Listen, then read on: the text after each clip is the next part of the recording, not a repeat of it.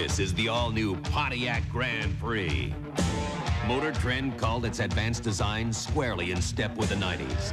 Back in 1962, GM's Pontiac division introduced the Grand Prix as a variation of its Catalina coupe.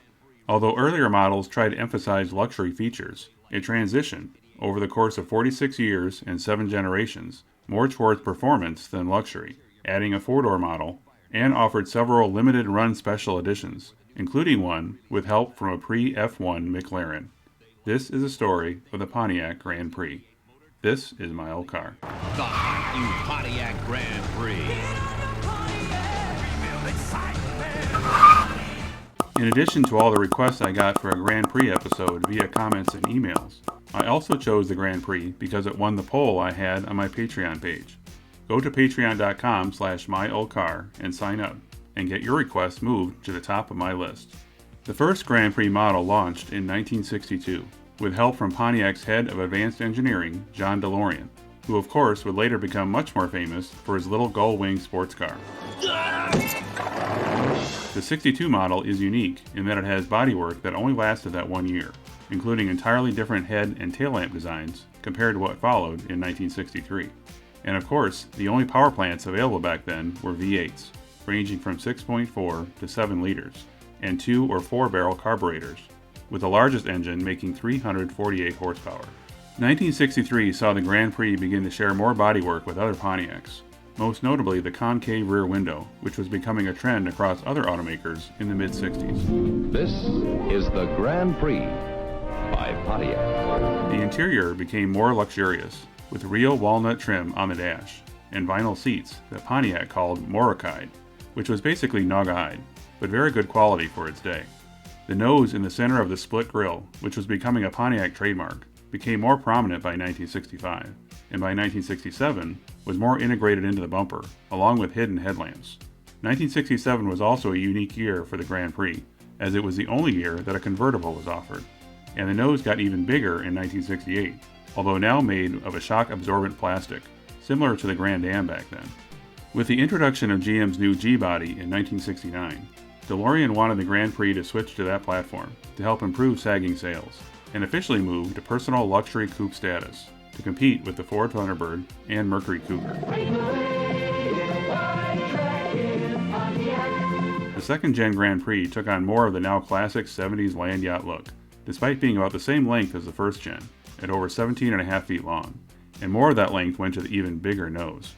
Engine sizes grew as well, with the largest V8 displacing 7.5 liters, starting with the 1970 model.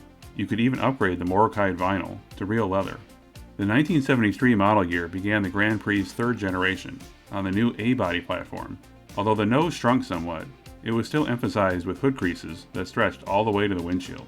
And the bumpers grew considerably too, thanks to federally mandated 5-mile-an-hour bumpers.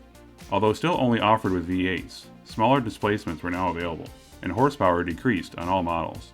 But it didn't hurt sales, at least not at first, with 1973 being the Grand Prix's best sales year up to that point, with over 150,000 sold. Maybe it was because of the real mahogany wood on the dash. Sales dipped by 1975, enough so to prompt a mid-cycle refresh, now with square headlamps, and offering lower-priced base models with a 5.7-liter V8 that only made 160 horsepower, and real wood trim swapped out for fake. But by 1976, you could get a special edition of the Grand Prix to celebrate Pontiac's 50th anniversary, with removable T-tops and a gold paint scheme shared with the Cadillac Seville. By 1977, the final year of the third gen, Grand Prix sales reached its best sales year ever, with over 270,000 sold. Hey Jake, there's got to be at least $7 worth of change here. But despite the increased sales, GM could no longer ignore the poor fuel economy of the previous A-body design, resulting in all the A-body cars downsizing, now almost a foot shorter, and for the first time, a V8 engine was not standard. Instead, a 135 horsepower V6 was the base engine. We call it MPG, more Pontiac to the gallon. This Grand Prix?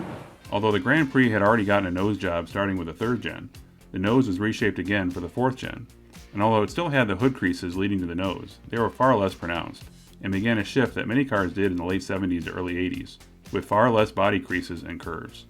By 1981, to provide more fuel-efficient options, a 5.7-liter Oldsmobile diesel V8 was offered. Diesel engines were becoming more common among many cars in the early 80s, but in the Grand Prix, it added $700 to the price of the car. So that extra cost, plus a poor reliability record, made the diesel a tough sell. The old Pontiac V8 gas engines were discontinued in the US the following year, leaving Pontiac to only build 4-cylinder engines, and the Grand Prix relying on engines made from Chevrolet and Buick. An ironic twist, considering Pontiac marketed themselves as GM's excitement division. 1982 would see some cars from the A-body line switch to a smaller front-wheel drive platform, while others, including the Grand Prix, stayed as rear-wheel drive under a new designation of G-body. Whereas Oldsmobile split its Cutlass line into an A and G-body variant, at Pontiac, this change resulted in the Le Mans being dropped and the Pontiac Bonneville moving to the G platform, effectively becoming the 4-door version of the Grand Prix. The Grand Prix, by staying on the older rear-drive platform, was catering more to buyers who still wanted the old personal luxury coupe design. You're looking at a classic in motion. Pontiac Grand Prix. Despite that design becoming less popular by the mid-80s. This was evident in how the Grand Prix's dashboard maintained classic analog gauges, whereas other Pontiac models, like the Grand Am, experimented with more futuristic digital displays. 1986 introduced an unusual homologation option needed to maintain the Grand Prix's use in NASCAR competition, a 2+2 design with a reshaped nose and a large bubble-like rear window to improve aerodynamics. Chevrolet had the same feature on its Monte Carlo, which they called the SS Aero Coupe, although Pontiac didn't officially call theirs an Aero Coupe and instead referred to it as a 2+2 model. This large window would suggest the car was a hatchback, but it wasn't. It still had the same trunk, but now with a trunk lid far smaller than before, making it far less practical for daily road use. That didn't stop dealers from charging a 20% premium for these limited production cars, resulting in only 1,118 being sold. The 5th Gen Grand Prix began in 1988 and was the most radical change for the car during its entire run. This is the version of the Grand Prix I often saw on the roads as a young driver, and subsequently is the one I always think of when remembering this car. Gone was the rear-wheel drive body-on-frame, replaced by a unibody front-wheel drive, now called the W-body. The V8 engines were gone, replaced with a 2.8-liter V6 that made just 130 horsepower. And the Grand Prix also joined the Pontiac trend of digital dashboards, which was probably the right way to go for the times, but it looked very dated just a decade later. Maybe the dash helped win over Motor Trend to give the Grand Prix its Car of the Year award for 1988, since the lower output engine certainly could not have been a factor in the voting. But public dislike of the digital look meant that analog gauges returned soon after. 1989 brought more updates than typical for a car in its only second year of a generation, with the V6 being upgraded to 3.1 liters and only available with an automatic transmission. But the most unusual trim option was a limited edition model developed by ASC McLaren. ASC was American Sunroof Corporation, which provided some bodywork and suspension upgrades. And they had a license agreement with McLaren to use their name for the turbocharger, added to the existing 3.1-liter V6. Yes, this is the same McLaren which makes crazy supercars like the P1. Oh, they should have called this the Widowmaker! But back then, McLaren was still a few years away from their first million-dollar supercar, the F1. ASC McLaren had done similar updates at Ford with the Capri and Mustang, and on the Grand Prix, it upped the horsepower from 130 to 205. An impressive number for a power plant of its size. The interior was also significantly upgraded with custom seats and about 100 buttons and switches, and very 80s gold-colored wheels. Only 749 were built across the 1989 and 90 model years. Starting in 1990, with the 4-door Pontiac 6000 nearing the end of its run, Pontiac began offering the Grand Prix as a 4-door sedan for the first time. The sportiness of the car took a big hit with the more bland-looking 4-door model, in my opinion. But with the market for large coupes shrinking, and trying to replace the market left behind by the 6000, I can see why they went in this direction. Adding to the decrease on the sportiness meter was a standard 2.3-liter quad 4 engine on the LE trim sedan, the first 4-cylinder for the Grand Prix. But you could still get the STE trim, which looked slightly sportier, and it had a turbo V6, although it was GM's own, not McLaren's.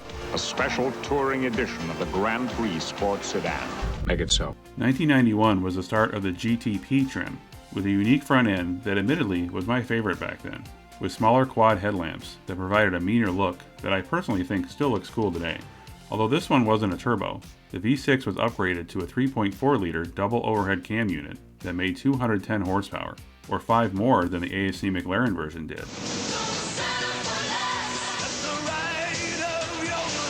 By the next year, 1992, the 3.4 liter was offered in a limited edition Richard Petty model, only available in either red, white, or blue, and a switch to allow starting the automatic transmission in second gear. Only 1,000 units were ever made. After a facelift in 1994, the next biggest change came with the Grand Prix 6th generation in 1997, now switching to the second generation of the GM W-body, along with cars like the Buick Regal and the new Oldsmobile Intrigue. The Wide Track Grand Prix, driving excitement by Pontiac. Wider is better. Its largest engine offering was now the 3800 Series 2, with the option of an Eaton supercharger that boosted horsepower to 240. Another special edition model came in 1998 with a Daytona 500 pace car replica with custom paint and decals, and Pontiac would repeat this option again for the 2000 model year. The NASCAR theming would continue as options over the next couple years, including one for the Grand Prix 40th anniversary.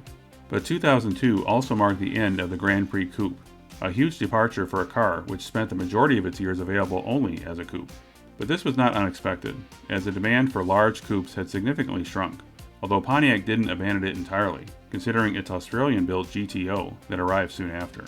2003 was the first year with Grand Prix only available as a sedan, and also the last year of the 6th generation, making the 7th and final gen the only one to be available solely as a sedan. 2004 also marked the redesign of the W platform, and now there was far less cars sharing it, with just the Chevy Impala and Monte Carlo, and the Buick LaCrosse, although it definitely had a different looking front and rear end. This final generation wasn't all that revolutionary, and signaled, at least to me, that the end was near. But GM was intent on sending it out with a bang by offering the Grand Prix GXP in 2005.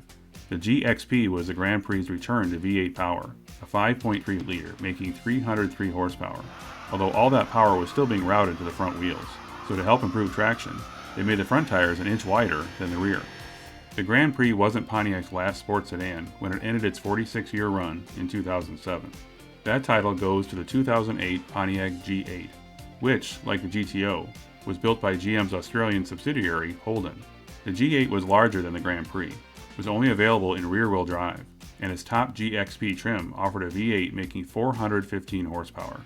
But it was also one of the shortest model runs of any Pontiac, killed off early thanks to the Pontiac division shutting down as part of GM's bankruptcy in mid-2009.